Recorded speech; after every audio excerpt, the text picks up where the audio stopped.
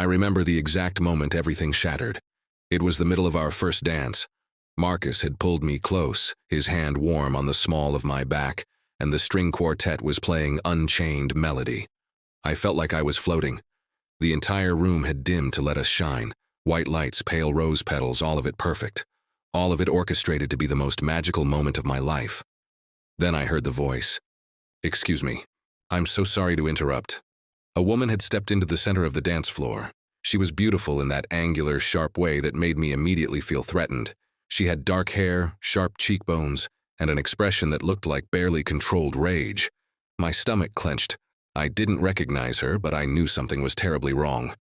Marcus froze. His entire body went rigid against mine. I felt him take a sharp breath, and in that moment I realized he knew exactly who this woman was. "Who the hell are you?"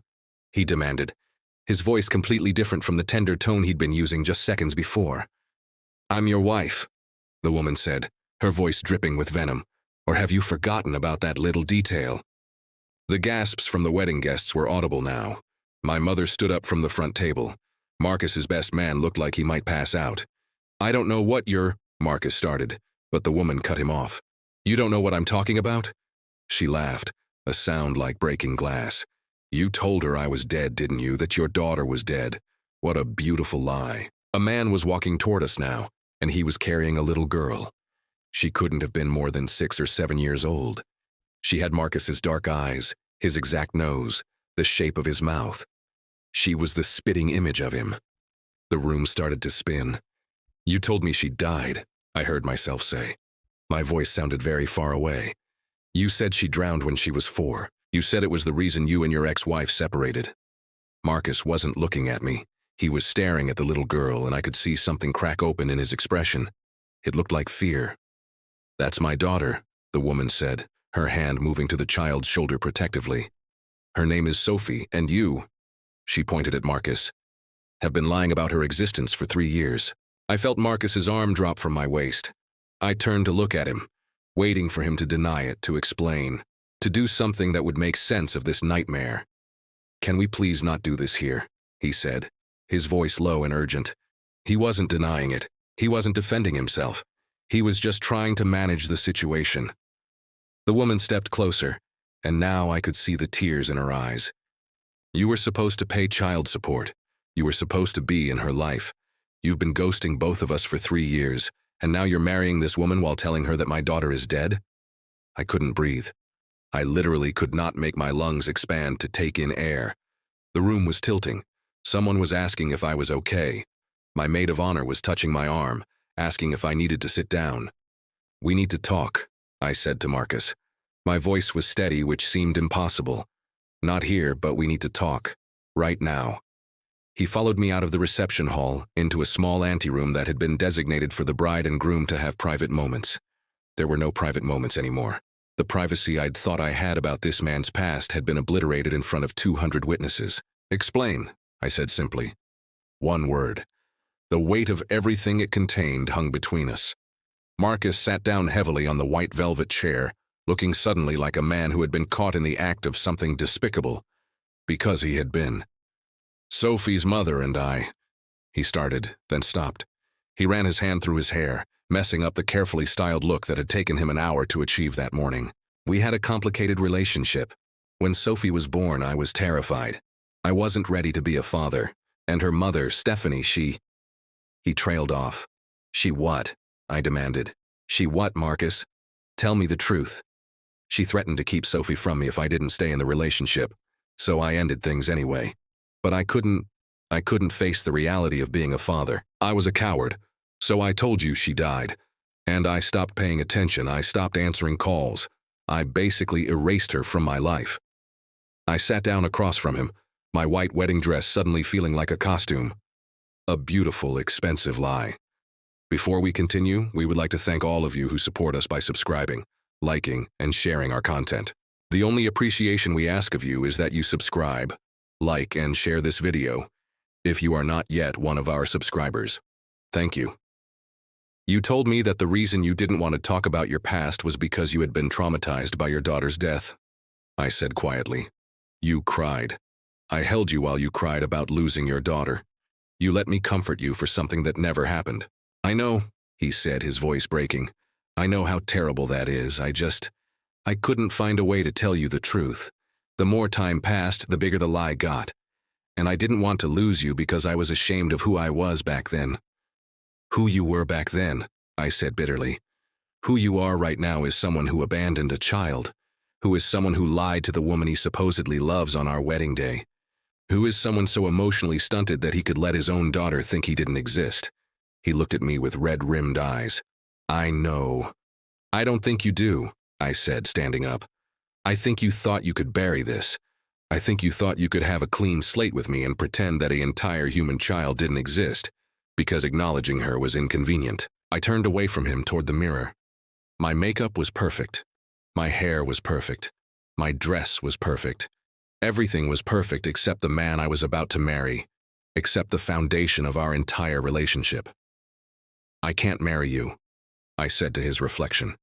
I can't marry someone who lies about this, who abandons a child, who manipulates the people who love him to create a version of himself that isn't real. The next hours were a blur of conversations. I talked to Stephanie, Sophie's mother, in the hallway outside the reception. She was heartbroken and furious and exhausted. She told me that she had searched for Marcus for years, that she had spent money she didn't have on lawyers trying to enforce child support, that Sophie had asked about her father constantly, until finally Stephanie had told her he had died. It seemed kinder than the truth. I came here today because I saw the wedding announcement on Facebook, Stephanie said. I wanted to confront him before he made the same mistake again. I wanted to make sure he didn't lie to you about who he is. But he had. He absolutely had. I went back into the reception and announced that the wedding was off. I didn't explain the details. I didn't humiliate Marcus publicly beyond what Stephanie had already done. I just stood up, made a brief statement that sometimes we realize we don't know the people we think we know, and asked everyone to enjoy the food and dancing without me. My mother wanted to strangle him. My father wanted to sue for the cost of the wedding. My bridesmaids wanted to hunt him down and make him pay for the emotional devastation he'd caused me. But what I felt was something more complicated than anger. I felt grief. Grief for the man I thought I knew. Grief for the future I thought I was going to have. Grief for the simple fact that I had trusted someone who didn't deserve that trust. The wedding dress came off that night, and it felt like shedding a skin. I threw it in the back of my closet, unable to look at it. I took the next week off work. I didn't answer calls. I barely ate. I existed in a fog of shock and betrayal. When I finally emerged from my apartment, I had some clarity. The clarity came from an unexpected source. Sophie. I know that sounds strange, but let me explain. I reached out to Stephanie about a week after the wedding. I asked if I could meet Sophie. Stephanie was hesitant, but I explained that I wasn't trying to get back with Marcus or defend him. I was trying to understand the human being who had been erased from his life. Sophie was small and shy and had her father's eyes. She was also incredibly articulate about her pain. She told me that she used to ask her dad when she could see him, and then she stopped asking because it made her mom sad. She told me that she had drawn pictures of him at school, and that one day her mom had to tell her that he didn't want to see her anymore. Listening to her, I realized something. Marcus wasn't just a man who had lied to me. He was someone who had hurt an innocent child. He had taken a life he created and decided it was inconvenient. And then he'd compounded that cruelty by lying about it, by using the story of her death to manipulate my emotions. Before we continue, we would like to thank all of you who support us by subscribing, liking, and sharing our content. The only appreciation we ask of you is that you subscribe, like, and share this video if you are not yet one of our subscribers. Thank you. I started helping Stephanie with legal proceedings. I provided a written statement about Marcus's admission that he had been paying no child support and had essentially abandoned Sophie. I spoke to his employer and made sure they understood that he had a child support obligation. It took time, but eventually, a legal arrangement was put in place. Marcus was ordered to pay child support and to participate in court-mandated therapy before he could resume contact with Sophie. I also went to therapy. A lot of therapy. I had to process the betrayal, the manipulation, the way he had weaponized my empathy to hide something so fundamental about his character. My therapist helped me understand that this wasn't about me being naive or stupid. This was about me being a person with a good heart who was targeted by someone who knew exactly how to exploit that. Marcus had studied me carefully. He had learned what I cared about. He had presented himself as a traumatized man who needed healing, and I, being the kind of person who wants to help people heal, had opened my heart completely. The problem wasn't that I was foolish. The problem was that he was deliberately deceptive. 6 months after the wedding disaster, I ran into Marcus at a grocery store. He looked like hell, thinner, older, like someone who was actually processing the consequences of his actions. He approached me, and I prepared to walk away, but something in his expression made me pause. "I started therapy," he said. "Court-ordered, but I'm actually doing the work. I'm trying to understand why I was capable of doing what I did to Stephanie and Sophie, why I could lie to you like that." I didn't say anything, just waited for him to continue. "I think I was afraid," he said, "not of being a father, but of not being good enough at it. And instead of facing that fear, I just ran. I created a narrative where it wasn't my fault. I made myself the victim of a tragedy, so I wouldn't have to be the villain in the story of abandoning my daughter." It was the most honest thing I'd ever heard him say. But it didn't change anything. It didn't undo the lies. It didn't give Sophie back the years she spent thinking her father didn't want to know her. "I'm glad you're working on it," I told him, "for Sophie's sake. For all of us," he said. 2 years have passed since my wedding that never happened. Stephanie and I have become genuine friends.